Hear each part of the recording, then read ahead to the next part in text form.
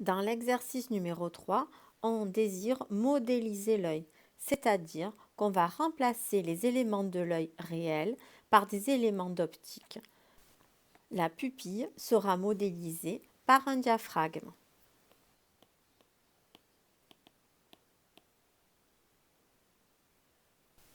La cornée et le cristallin seront modélisés par une lentille. Dans l'œil, l'image est réceptionnée sur la rétine. Dans l'œil réduit, ce sera sur un écran. Pour modéliser l'œil, on commencera par tracer l'axe optique de la lentille, puis la lentille qui représente le cristallin.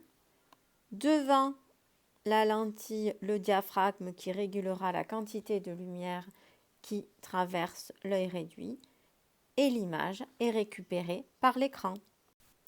Dans cet exercice sont représentés les points caractéristiques de la lentille.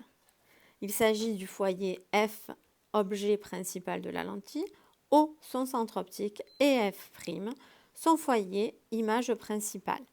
À la deuxième question, on cherche à déterminer la distance focale de cette lentille. Pour cela, il suffit de mesurer grâce au schéma et à son échelle la distance qui sépare O de son foyer F'. Dans ce cas, on compte 3 carreaux qui correspondent à 3 cm.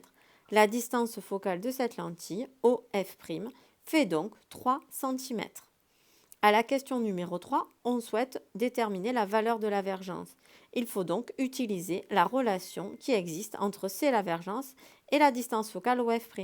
C est égal à 1 sur OF'. Pour déterminer sa valeur, il faut faire attention aux unités. OF' doit être en centimètres. L'avergence est donc de 33 dioptries.